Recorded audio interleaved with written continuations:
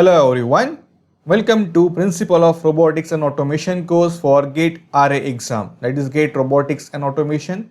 So this is basically a first lecture, introduction to a course, right? I am your instructor Piyush Vairade for this particular course. Now in this video we are going to discuss the syllabus here, syllabus for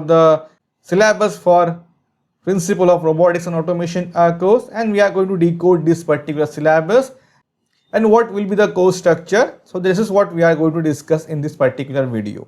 Okay, so let's start. So here you can see the syllabus for the Principle of Robotics and Automation directly from the official PDF. You can see here section A.3. In part A we have three sections. A.1 is basically engineering mathematics. A.2 is basically what basic of mechatronics, and A.3 is basically what principle of robotics and automation. And here we have two parts. First one is robotic classification, second one is CIM, computer integrated manufacturing here. Okay, so we'll be covering both the topics in this particular course.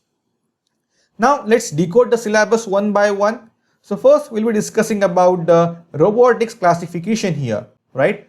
So we are going to start with what is robot, what are the components of robot and its type, robot anatomy, very important. You should know what is links, what is joints, what is manipulator, entire arm, right? Then end effectors, sensors, actuators, how it works in robot. So that's thing you should know. So we are going to cover that in the first video itself, right? Basic of robotics I can say. Then we are going to start our syllabus. So here you can see first part, serial and parallel manipulators. So serial manipulators, so you can say example our human arm, right? That is basically serial manipulators. What about parallel manipulators? Let's say for example delta robot, right? That is basically parallel manipulators I can say. Then we are going to discuss about the geometrical configuration, very important. All the different types of robots I can say, different types of geometry configuration, right? So we have Cartesian robot, also called as a 3P. We have three prismatic joint here. Then we have what Cartesian. Then we have a cylindrical robot as well, cylindrical robot, right? That is RPP. Then we have something called SCARA robot, right? Then we have articulated robot, which used in the automobile sector, articulated robot. Then we have polar robot also, polar robot.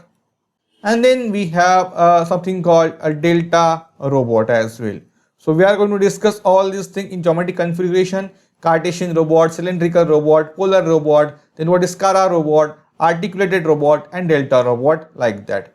Then we have different links and joints, right? So very important. What are different links and joints? How to calculate degree of freedom, right? And the coordinate system also. So coordinate system and degree of freedoms, links and joints. So this we are going to study together, right? So you should be able to find out the degree of freedom based on the given links and the joints. Okay. So you should also able to do the comparison if degree of freedom is more than 6. Because here we have 6 degree of freedom, right? 3 translation and 3 rotation. So what is speech? What is yaw, right? What is role? All these things we have to discuss along with its geometry configuration. Okay, so we'll be discussing that. Then here we have rotation matrices, 2D and 3-dimensional matrices. Then we have a homogeneous transformation. So we have a rotational matrices. But what about translation motion here? So rotation matrices in 2D and 3D, we can do the analysis of a rotation motion here. But what about translation? So homogeneous transformation, right? So I can say rotation plus translation is what we are going to get one different matrix. Okay. So we are going to discuss that homogeneous transformation, right? So that will be a 4x4 matrix we can say, right? So we'll be discussing that. Then very important topic, forward kinematics. Most of the question in the GATE exam will be based on this particular topics, right? So we already know what is links, what is joint, how to calculate degree of freedom, all these things, right? But how to calculate the position of end effectors, right? That is also very important. So So that we are going to learn in forward kinematics, very important. You can expect a numerical question from this particular topic, because GATE exam is all about a numerical questions only, right? So 80% of the time numerical questions are there. So you can expect a question based on this forward kinematics. So we'll be discussing in detail along with the numericals. Then here we have different robot application, point to point and continuous path control. So point to point, as you can say, a welding robot, right? That is basically a point to point robot, I can say. Then here we have a continuous path control. For example, any robot is doing a painting here, okay? That is basically a continuous path control, I can say. Then very important, types of end effectors. We have different kinds of end effectors. First one is mechanical grippers, right? Mechanical grippers, right? Then we have a vacuum or suction. Then we have a magnetic gripper. Then we can also add a few tools. We can also add the tools at the end. For example, a welding gun can be there, or laser cutter can be there, right? So we'll be discussing about that in this particular topic, types of end effectors. And at the last, we are going to discuss about robot accuracy and repeatability. So how to find out resolution, accuracy and repeatability. So this is what we are going to discuss in this particular topic. Okay. So you can see this is about the robotic classification, one part for this particular course, right? So most of the questions will be based on this particular topic, robotic classification, because in GATE exam, they are going to ask numerical, right? So if you see the syllabus for robotics and automation for this particular course, robotic classification, and then we have this CIM. CIM is mostly a theoretical concept, right? So anyway, we'll try to find out how the numericals can be formed, but this is mostly theoretical concept. Most of the numerical question you can expect from this robotic classification. Okay, so this is what we are going to cover in this particular course. So our focus will be based on the concept.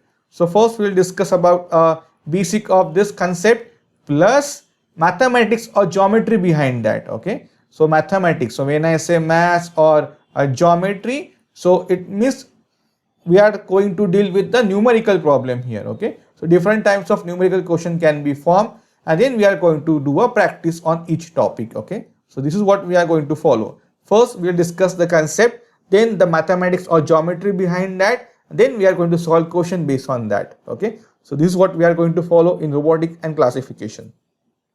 Then here we have computer integrated manufacturing. Okay, so you can see a different topics here, right? First one is automation in manufacturing. Then we have programmable logic controllers in manufacturing. So this is theoretical concept. You can expect a question based on this, but we'll see, right? Automated material handling system, automated storage and retrieval system, automated identification, detection and capture system. Then here we have computer numerical control, right? Basic of single and multi-axis position system, basic of concurrent design and manufacturing planning for automation. So you can see this is mostly a theoretical concept, right? So we are going to focus more on this particular topic, robotic classification. But if we have more time, we'll go in detail also. Okay. But anyway, this is more theoretical. If you go through the notes also, that is good enough for this particular topic. Okay. So we are going to provide you the notes for this. So you can expect a 1 mark question from this particular topic.